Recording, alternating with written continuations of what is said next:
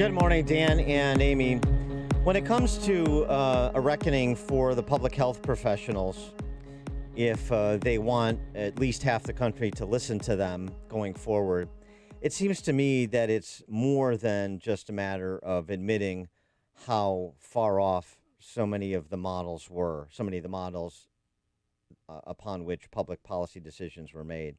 It's also that too many continue to be silent when the press corps is demagoguing data.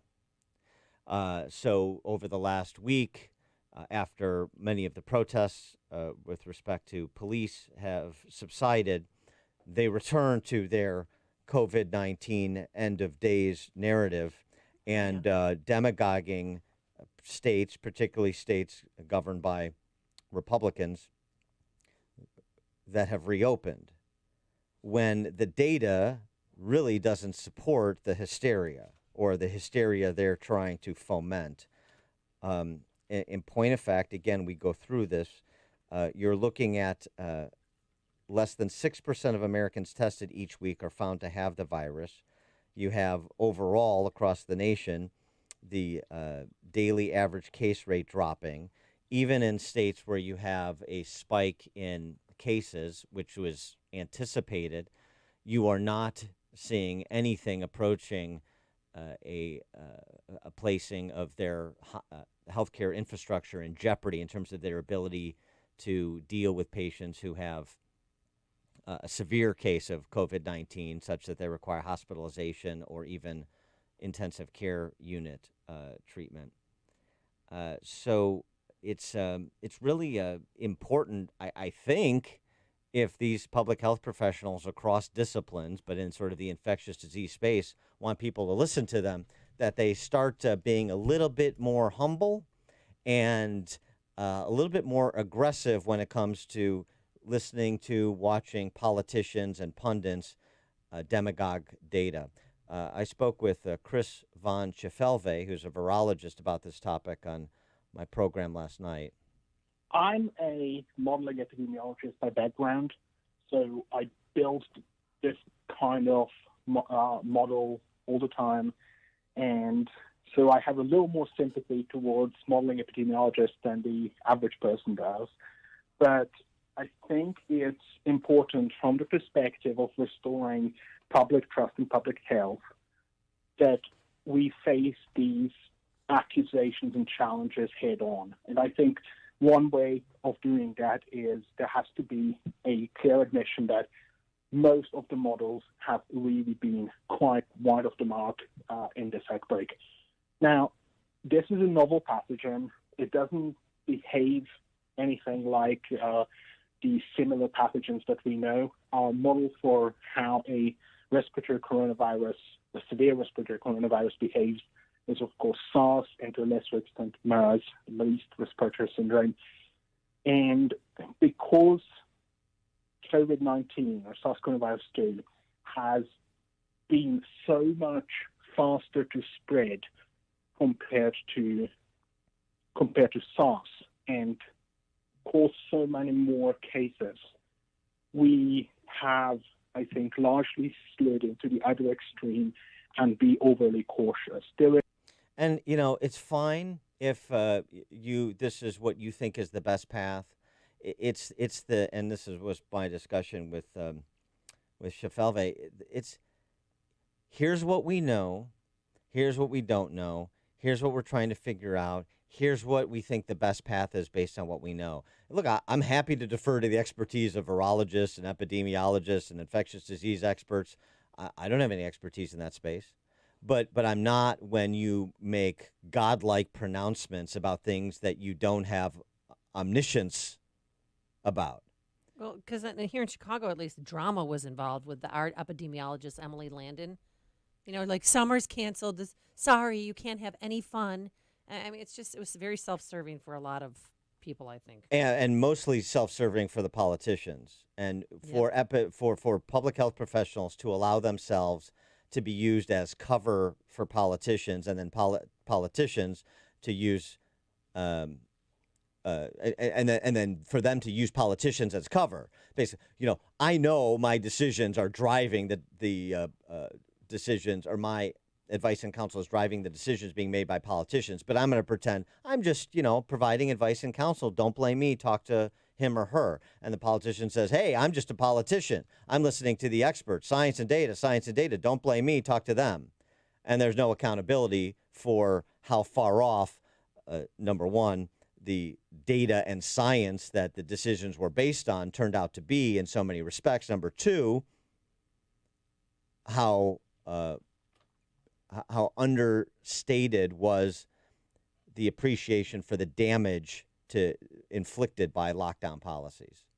Those are the issues. A little bit more forthrightness and a little bit more humility across the board, I think, would go a long way. For more on this, we're pleased to be joined by Alex Berezow. He is a PhD. He's Vice President of Scientific Communications, Vice President of Scientific Communications at the American Council on Science and Health, PhD microbiologist, columnist for USA Today. Alex, thanks for joining us. Again, appreciate it. Greetings once again from Poland, where we're just now emerging from lockdown. So is there any hope that you can come back to Seattle anytime soon, or the States? Seattle. Well, we're scheduled to come back in August, but we have a new baby, and my wife is sort of liking it here because she's from Poland, so we might stick around for a little while. But I'm eager to get home. Well, I don't know how to break it to you, but you can't go back to Seattle. You can go back to Chaz or Chop. Yeah. Did you hear about that? Seen that? Yeah. Your new country within Seattle. I live out in the suburbs. Oh, okay. So thankfully, I'm not in the belly of the beast quite so much. Got it. Well, so what about just this discussion as we're seeing the spikes that were somewhat anticipated, really largely anticipated in states that have reopened, renewing this debate, and then folding in the discussion of what to do if the second wave comes in the fall and in the winter and it's severe?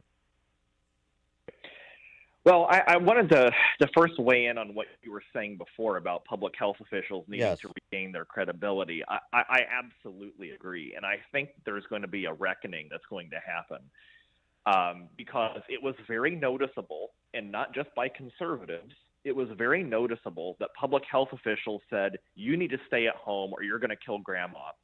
Oh, but if you're going to go out and protest for Black Lives Matter, that's fine. That's a public health issue as well. Now, wait a second. You can't have it both ways. You can't tell everybody stay home or you're going to kill grandma, but go ahead and go outside and protest. Those are mutually incompatible. And Politico, of all places, ran a headline that said social justice is more important than social distance. Mm-hmm. So Politico picked up on it, and they noticed the hypocrisy as well. And so this is going to have, I think, repercussions politically for a lot of politicians. And it should, because when you say, sorry, the lockdown protests aren't safe, that's bad, but anti-racism protests, those are good, that's safe, go ahead and do that. That's no longer a scientific decision. Now it's a political decision. And public health officials have been telling us it's all about the science. It's all about the science. It's all about the data. And that's just simply not true. And I think everybody sees through that now. Well, is it an ego thing? I mean, I don't know why they can't just come out and say, well, we have good news. We were wrong, and the models we looked at were wrong. And so now we're going to do this instead of that. I mean, that's why I just... It's a combination so of things. Yeah, I know. Admitting that you're wrong is a lot simpler in theory. In practice, people don't want to do it. They're hesitant to admit that they're wrong because, A, nobody likes admitting they're wrong, and B, they're afraid that if they say, hey, the models were wrong, people are going to go back out and do things that may increase the risk of getting sick. You know, right now we already have a death toll of around 125,000 people. Man, that was a lot more than I thought was going to happen. Flu killed about 40,000 Americans this past season. So this new coronavirus has killed 3 times as many people. And now if we have another wave this fall, which I think will happen, previous pandemics of influenza, almost all of them had a second wave, and the second wave is oftentimes worse than the first wave. So if we have another wave this fall, we could be looking at another 100,000 deaths, right? Conservatively speaking. Well, that depends, doesn't it, on what we've learned about who the vulnerable populations are and the policy choices that were made, like reintroducing infected people in nursing homes. That turned out not to be such a smart idea. So maybe if we don't do stupid things again, then we could limit that. Are you suggesting suggesting that putting the fox inside the hen house was not the smartest idea? The smartest idea. Yeah. No, you're absolutely correct about that. And now we have a better idea of who's vulnerable and what we should and should not do. So yes, I hope that we learn some lessons, and I hope it works. But I think we will see a second wave. And so I think that's why public health officials are reluctant to just say, well, we were wrong, because they are fearing what's going to happen this fall. Yeah, but you know what? Trying to induce fear to get compliance is terrible public policy. You treat people like adults and explain to them. And it is worth pointing out, by the way, it may behoove them to have a little bit higher opinion of the American citizen, Right. because you had Americans that were social distancing and starting to take precautions well before politicians inflicted lockdown policies, because they were listening to people saying, this is a good idea, this is a good idea. So, you can persuade people, too. You could try that, be honest with them and try and persuade them. Unfortunately, that's not the go-to policy for a lot of people. Yeah, I know. Right? I know it's not. But they prefer the stick instead of the carrot. yeah. Right. But I mean, Dan, you even said, at some point in time, they're going to have to trust us to do the right thing. And they're still not trusting us to do the right thing. I mean, we finally get our lakefront open. And listen to this. We're going to have social distance ambassadors that will come up to us if we're not wearing a mask while we're jogging or cycling, and if we're standing too close to other people. I mean, that's a job now. That is a current position in Chicago. Well, you can no longer say that the lockdown didn't create any jobs then. Yes, exactly. Yes. This is why we like you, Alex, because you're a microbiologist with a sense of humor. Yeah. And that's Thank rare. you. It's Rare combo. difficult to find. Give us your sense. We talked to Dr. Jonathan Ellen, the former CEO of Johns Hopkins All Children's Hospital, the other day, and he talked about dexamethasone as, actually, both he did and a doctor out of L.A. who runs an intensive care unit talked about this as potentially, the caveat about this needs to be checked out, the numbers need to be replicable and all that, but potentially revolutionary with respect to treating the most severely ill COVID-19 patients, those with the oxygen treatment or on a vent. And if you could save the lives of those with the most severe cases, we know we can save the lives of those with the less severe cases. This really could be a game changer, yes? I think game changer's a bit strong. It's an advance, but I don't know if it's a game changer, and here's why. What the scientists found, and I believe these were Oxford University scientists out of the UK, what they found was that if you give this drug, it's a steroid, which is an anti-inflammatory, so it helps turn off your immune response.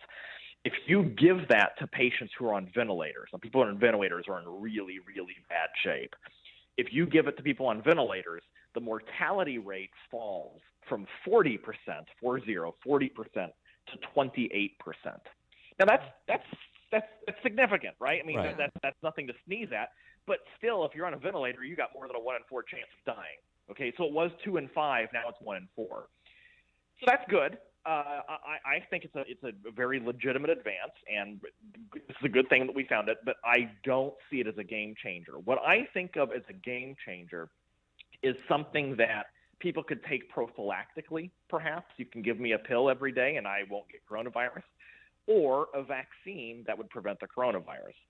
And neither of those seems to be happening anytime soon. The idea that you can take a pill and prevent coronavirus will probably never happen, because we don't have any drug like that for any other virus. And the second thing is that the idea that we'll have a vaccine anytime soon, I don't know. AstraZeneca, the pharmaceutical company out of the UK, they are promising 400 million doses of their vaccine by the end of the year that will be shipped to the U.S. and to the UK. So we'll see. It's currently in clinical trials. They obviously see something that they like because they're mass producing it, and the clinical trials aren't done yet. If this second wave comes back, by the time we have a vaccine, the second wave is already going to be underway. Yeah, and so that speaks to this policy discussion that we're having, about returning to lockdown policies, which that's just not going to be tenable. But in addition to that, the need to understand you have got to fully reopen, not just not lock down. You've got to fully reopen. And the idea you can prevent gatherings of more than 40 people until there's a vaccine or even more draconian measures is insane. Yeah, I agree with that. But as you correctly noted, a lot of people voluntarily started social distancing before the government issued a lockdown. Right. I think the same thing is going to happen again this fall. If we start seeing a second wave, people are going to go, you know what, I'm not going to go out of the house for a while. I'm staying at home again. And that's fine. People are free to make their own choices, but that will have economic repercussions. And I fear, now I'm not an economist, but I do have a brain, and I can see, well, if 20 or 30% of Americans decide to just stay home for Christmas and not go anywhere, that's going to really hurt the economy yet again. Mm-hmm. And so even if there are no lockdowns, I fear that voluntary self-isolation may cause another hit for our economy at the end of the year. He is Alex Berezow, Vice President of Scientific Communications at the American Council on Science and Health, PhD microbiologist and columnist for USA Today. Alex, thanks for joining us again. Appreciate it. Hey, thanks, guys, and have a great day in Chicago. Yeah, congratulations on your new baby. That's awesome. And he joined us on our turnkey.pro answer line. The stories you need to know to start your day.